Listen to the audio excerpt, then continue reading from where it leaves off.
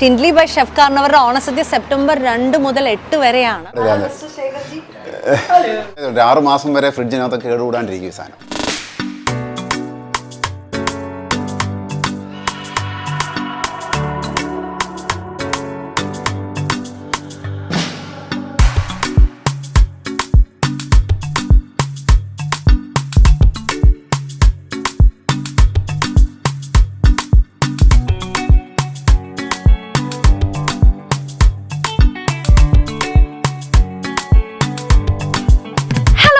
നമസ്കാരം, എൻ്റെ ഡെയിലി ജേണിയിലേക്ക് എല്ലാവർക്കും സ്വാഗതം. എല്ലാവരും സുഖമായിട്ടിരിക്കുന്നു?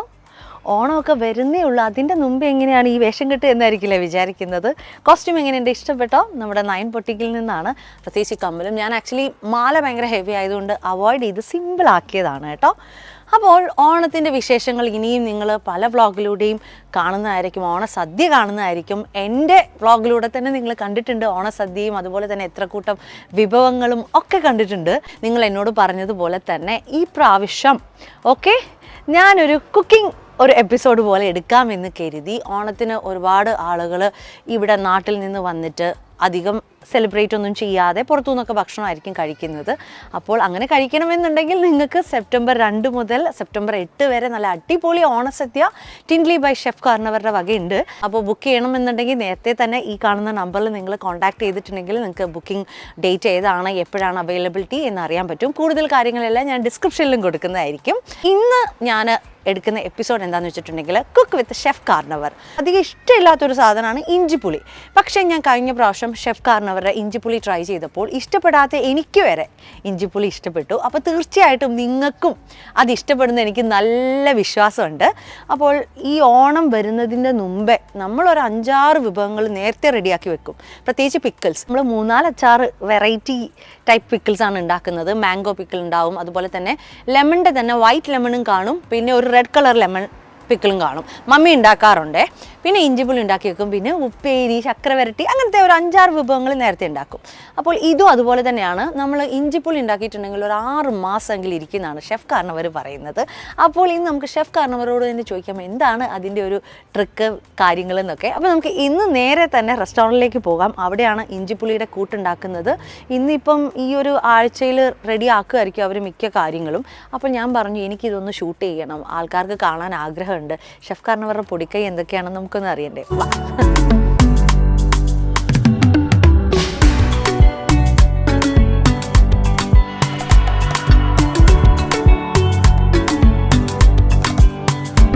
ഞാൻ കയറി വരാൻ നേരത്ത് കാണാൻ പറ്റുന്നുണ്ട് ഓണസദ്യയുടെ ഡീറ്റെയിൽസ് എല്ലാം കൊടുത്തിട്ടുണ്ട്, വിഭവങ്ങൾ എന്തൊക്കെയാണെന്നും കൊടുത്തിട്ടുണ്ട്. ഓക്കെ, അപ്പം ഞാൻ അകത്തോട്ട് കയറുകയാണേ. Hello, hi, thank U.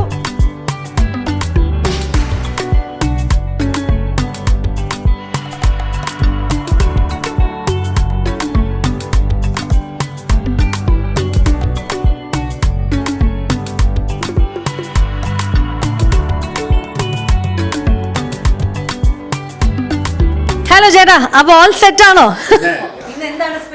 Special നമ്മളിന്ന് ഇഞ്ചിപ്പുളി ഉണ്ടാക്കാൻ പോവാം. അതിൻ്റെ റെസിപ്പി സാറിന് റെസിപ്പി ഷെയർ ചെയ്യത്തില്ല. ഇഞ്ചിപ്പുളിയുടെ നമ്മൾ ഇന്ന് അതിൻ്റെ റെസിപ്പി എല്ലാവർക്കും ഷെയർ ചെയ്യാനുള്ള ഒരു ഒരുക്കത്തിലാണ്. അതെ, ഇത് ഇഞ്ചി കറിയല്ല, ഇഞ്ചിപ്പുളി. എന്ന് വെച്ചാൽ ഓണത്തിന് നമ്മൾ ആദ്യം കുക്ക് ചെയ്യുന്ന കുറേ ഡിഷുകളുണ്ട്. അല്ലാതെ ഇപ്പോൾ ഇഞ്ചിപ്പുളി, പിക്കിൾ, പിന്നെ ഉപ്പേരികൾ, ശർക്കര വരട്ടി, അങ്ങനെയൊക്കെ ഉള്ളതാണ് ആദ്യം ചെയ്യുന്നത്. അപ്പോൾ അതിൽ നമ്മൾ കാണിക്കുന്ന ഇഞ്ചിപ്പുളിയാണ്. ഇഞ്ചിപ്പുളി പ്രത്യേകത 6 മാസം വരെ ഫ്രിഡ്ജിനകത്ത് കേടുകൂടാണ്ടിരിക്കും ഈ സാധനം. പിന്നെ അതുപോലെ ഷെഫുമാർക്ക് ഭയങ്കര ചലഞ്ചായിട്ടുള്ള ഒരു ഡിഷാണ്. അതിൽ കുറേ രുചി ഒരുമിച്ച് ബാലൻസ് ആയിട്ട് വരണം. എന്നാൽ മാത്രമേ ഇഞ്ചിപ്പുളി, മധുര, എരിവ്, ഉപ്പ്, പിന്നെ ഇഞ്ചിയുടെ ഇത്, പുളിയുടെ ഇത്, അപ്പോൾ ഇതെല്ലാം ഒരുപോലെ വരണം. ഇത് ഇപ്പോൾ ചെയ്യുമ്പോഴേ എനിക്ക് ഉറപ്പില്ല ഇത് കറക്റ്റ് ആകുമെന്ന്. Okay, thank you. അപ്പോൾ ഇഞ്ചിപ്പുളിക്ക് ആദ്യം നമ്മൾ അത് ഉണ്ടാക്കാൻ വേണ്ടി ചെയ്യണമെന്ന് പറഞ്ഞു കഴിഞ്ഞാൽ, ഇപ്പം നേരെ ഇഞ്ചിപ്പുളിയിലേക്ക് സ്റ്റാർട്ട് ചെയ്യുന്നതിന് മുമ്പ് അതിൻ്റെ കുറേ കാര്യങ്ങൾ മിസംബ്ല ചെയ്ത് വെക്കണം. മിസംബ്ല എന്ന് പറഞ്ഞാൽ അതിൻ്റെ ഇടേണ്ട സാധനങ്ങളെല്ലാം ചെയ്ത് വെക്കണം. അപ്പോൾ അല്ലെങ്കിൽ ഇത് രണ്ടും കൂടെ ഒരുമിച്ച് വർക്കായിട്ട് പോകില്ല. അപ്പോൾ എന്താണെന്ന് വെച്ച് കഴിഞ്ഞാൽ ഇഞ്ചി ആദ്യം ചെറുതായിട്ട് വളരെ കനം കുറച്ച് അരിയണം.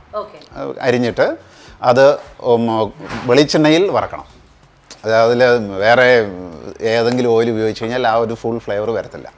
അപ്പോൾ വെളിച്ചെണ്ണയിൽ വളരെ കനം കുറച്ച് അരിഞ്ഞു വെച്ചിരിക്കുന്ന ഇഞ്ചി വറുത്ത് ഒരു ഗോൾഡൻ കളർ, അത് ഒത്തിരി കരിഞ്ഞു കഴിഞ്ഞാൽ അതിൻ്റെ ഫ്ലേവർ ഒരു ബിറ്ററിലേക്ക് പോകും. അപ്പോൾ ആ ഒരു ഗോൾഡൻ കളറിലേക്ക് ആവുന്നിടം വരെ നമ്മൾ വറക്കുന്നു. അത് വറുത്ത് അത് സൈഡിൽ വെക്കുക. എന്നിട്ട് അത് കഴിയുമ്പോൾ പച്ചമുളകും ഒന്ന് വാട്ടാനേ പാടുള്ളൂ. അപ്പോൾ ഇഞ്ചി വറുത്ത് അത്രയും മൂക്കാൻ പാടില്ല. അപ്പോൾ നമ്മളൊന്ന് വാട്ടി എടുക്കുന്ന പച്ചമുളക്, അപ്പോൾ അതും സൈഡിൽ വെക്കുന്നു. ഒരു സൈഡിൽ ശർക്കര എന്ന് പറയുമ്പോൾ മറയൂർ ജാഗരി എന്ന് പറയുമ്പോൾ എന്ത് ഗുണമെന്ന് വെച്ച് കഴിഞ്ഞാൽ അവർ അവിടെ തന്നെ സാധാരണ ആൾക്കാർ വലിയ കമ്പനിയൊന്നും അല്ലാതെ കുടിൽ വ്യവസായം പോലെയാണ് കൂടുതലും മറയൂരിൽ ജാഗരി ഉണ്ടാക്കുന്നത്. അപ്പം ആ ജാഗരിയുടെ ക്വാളിറ്റിയിലും പ്രത്യേകതയുണ്ട്. അപ്പോൾ എന്ന് വെച്ച് കഴിഞ്ഞാൽ മോസ്റ്റ്ലി കിട്ടുന്ന ജാഗരീസ് എന്ന് പറഞ്ഞാൽ പകുതി ജാഗരിയും പകുതി ഷുഗറും ആയിരിക്കും. അതിൻ്റെ കാരണം വേറൊന്നുമല്ല, ഷുഗറിൻ്റെ വില ഇരട്ടിയാണ് ജാഗരിയുടെ വില. സോ അപ്പം നല്ല ക്വാളിറ്റി മറയൂർ ജാഗരി അതൊരു ഉരുക്കി അരിച്ച് കല്ലൊന്നും ഇല്ലാതെ അതും മാറ്റി വെച്ചേക്ക്. പിന്നെ ഒരു വളംപുളി ചൂടുവെള്ളത്തിലിട്ട് നല്ലപോലെ പിഴിഞ്ഞ് അതിൻ്റെ പൾപ്പ് എടുക്കാമെന്ന് പറയും, അതിൻ്റെ അരിച്ചും വെച്ചേക്കുക. ഇത്രയും ചെയ്ത് കഴിഞ്ഞാൽ നമുക്ക് ഇഞ്ചിപ്പുളി ചെയ്യാനുള്ള മിസംബ്ലാസായി. അത് കഴിയുമ്പം നല്ല ഓട്ടുരുളി, ഇത് അപ്പോൾ ഓരോന്നിനും ഇമ്പോർട്ടൻസ് ഉണ്ട്. ഇപ്പോൾ അലുമിനിയം പാത്രത്തിൽ കുക്ക് ചെയ്യുന്നത് ഓട്ടുരുളി കുക്ക് ചെയ്യുന്നതിനും രുചി ഡിഫറെൻറ്റാണ്. ഇപ്പോൾ നമുക്കിവിടെ ഒരു 3 ഓട്ടുരുളി ഉണ്ട്. ഒരു ലാർജസ്റ്റ് വൺ 40 കിലോയുടെ വെയിറ്റ് ഉള്ളത്, 30, 20 കിലോ അങ്ങനെയുള്ള വലിയ 3 ഉണ്ട്. അപ്പോൾ നമ്മൾ ഇന്ന് കുക്ക് ചെയ്യുന്നത് നമ്മുടെ വലിയ ഓട്ടുരുളിയിലാണ്. അപ്പോൾ അതിനകത്ത് ഈ പുളി കലക്കി വെച്ചിരിക്കുന്ന വെള്ളം ഒഴിച്ച് അതിലേക്ക് മുളക് പൊടി, ഉലുവ, മഞ്ഞൾപ്പൊടി, ഉപ്പ് ഇത്രയും സാധനം ഇട്ടിട്ടാണ് ഇഞ്ചിപ്പുളി ആദ്യം നല്ലപോലെ ബോയിൽ ചെയ്യുക. അത് നല്ലപോലെ തിളച്ച് അത് കുക്കായി എന്ന് വരുമ്പോഴത്തേക്ക് അതിലേക്ക് നമ്മൾ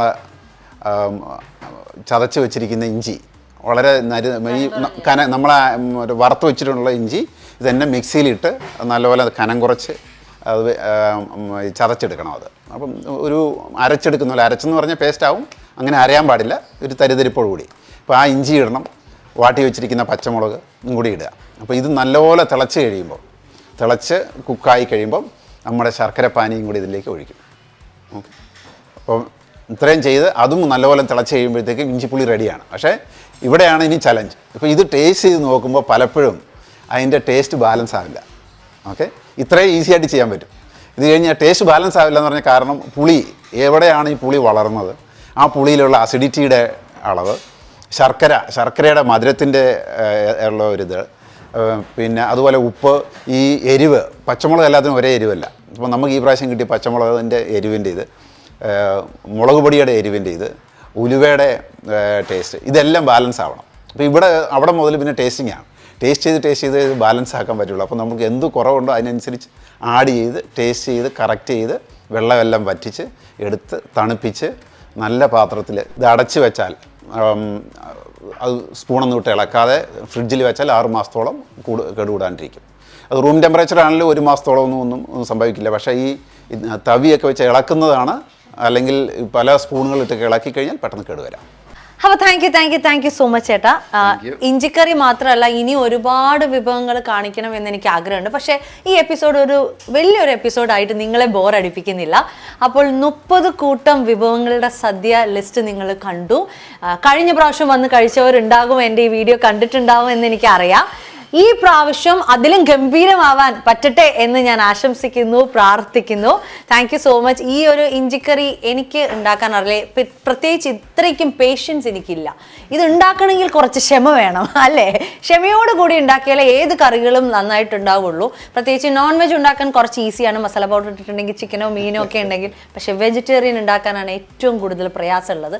നല്ലൊരു കുക്കാണ് എന്ന് തെളിയിക്കുന്നതിൽ വെജിറ്റേറിയൻ ഡിഷ് കഴിച്ചാൽ മാത്രമേ അതറിയാൻ പറ്റുള്ളൂ.